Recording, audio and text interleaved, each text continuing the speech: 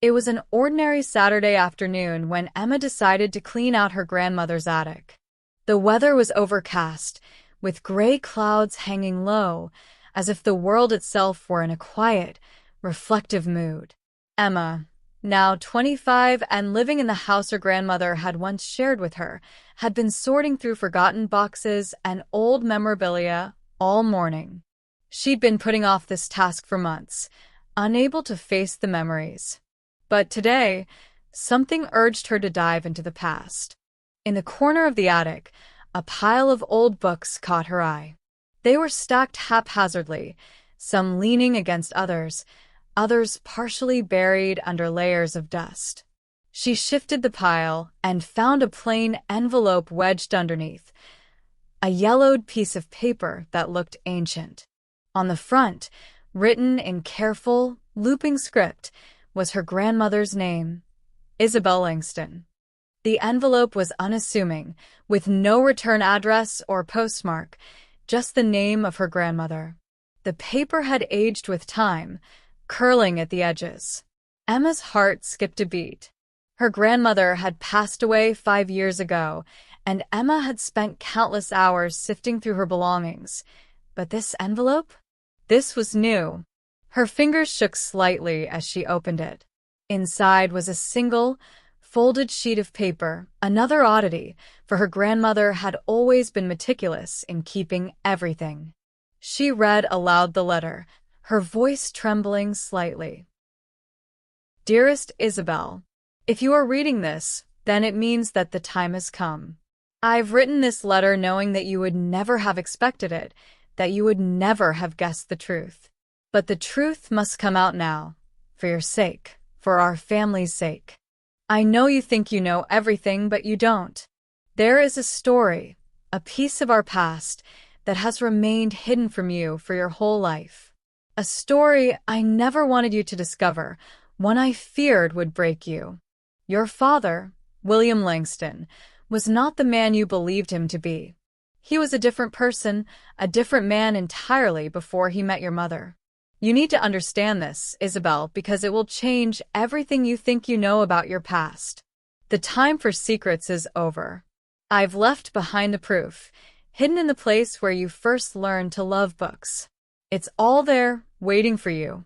I hope you can forgive me for not telling you sooner. With all my love, your mother, Marguerite.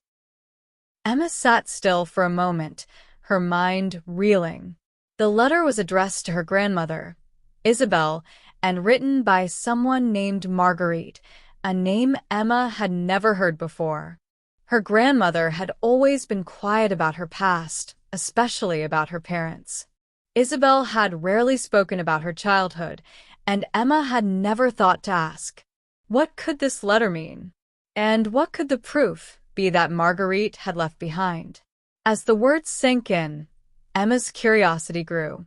What was it that her grandmother didn't know about her own father, William Langston? The letter suggested something that would change everything she had ever known about her family.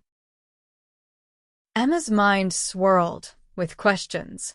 Her grandmother, a woman she had loved dearly, had always seemed so solid, so grounded, a beacon of stability in Emma's life.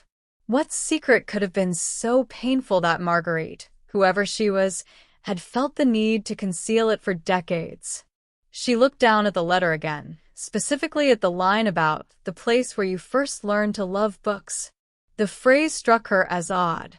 Isabel had always loved books, but she had grown up in the city. What place could Marguerite have been referring to? A memory flickered in Emma's mind, a small bookstore by the lake where her grandmother used to work as a young woman. She had heard stories of the place, but Isabel had always spoken about it with a certain melancholy, as though it were a chapter in her life she had closed long ago. Emma's eyes widened. Could this be the place Marguerite had meant? The idea of finding proof there felt impossible, yet strangely compelling. If the letter was to be believed, there was something hidden in that very bookstore, waiting for Isabel, waiting for Emma. Emma had never ventured back to the bookstore since her grandmother's passing. It had been abandoned years ago, left to the elements. But something deep inside her told her she had to go there now. The wind bit at Emma's cheeks as she stood in front of the old bookstore by the lake. The small, weathered building looked the same as it had when she was a child, though now its once bright sign had faded, its windows dusted with grime. She felt a sudden wave of nostalgia for the days spent running through the aisles, searching for adventure in the books her grandmother had carefully arranged. The back door was always left slightly ajar, just as her grandmother had taught her. Emma bent down and lifted the loose brick beside the door to reveal an old, rusted key. It felt heavier than she remembered as she unlocked the door and stepped inside. The air was thick with the scent of old paper and wood. The shelves were lined with books, their spines cracked, some of the titles nearly unreadable. It was a place frozen in time. Emma moved past the rows of books, each one holding its own memory. She found herself drawn to the small desk at the back of the store, the one her grandmother had once sat at to read and write. There, on the desk, sat a small wooden box, one she had never seen before. With cautious hands, Emma opened it.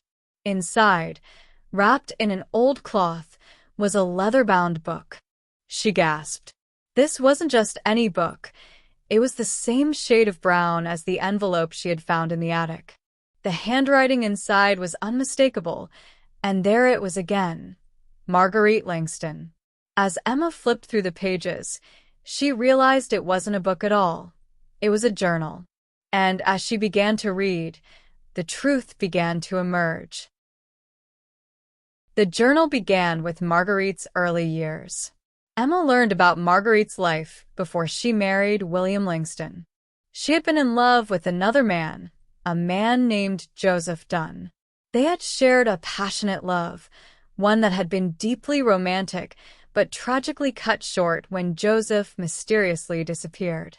Marguerite's grief had consumed her, and soon after, she met William Langston, a man who seemed to offer stability, but lacked the spark of Joseph. Despite her love for Joseph, Marguerite married William, and they had Isabel. But in her heart, Marguerite never truly let go of Joseph. The journal was filled with tales of secret letters, stolen glances, and quiet moments of longing. Emma could see how the absence of true love shaped Isabel's upbringing. Her mother, while caring and devoted, had always seemed distant, emotionally unavailable in ways that Emma had never fully understood. As Emma read on, she came to the final entries, where Marguerite confessed that she had hidden the truth from her daughter, Isabel. The reason?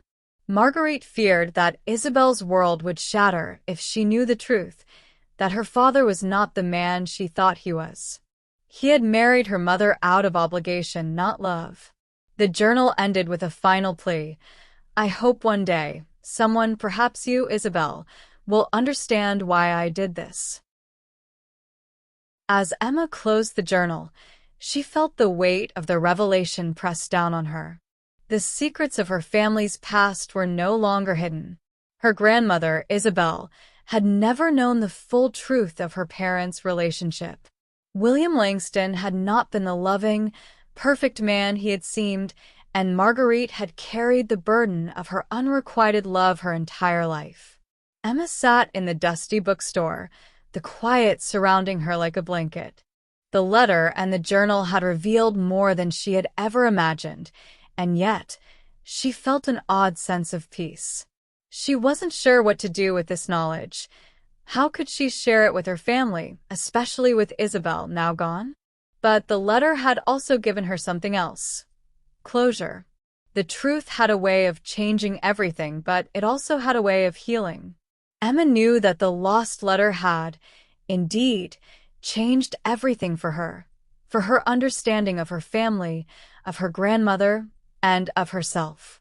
As the sun set, casting long shadows across the lake, Emma felt a renewed connection to the woman who had shaped her life.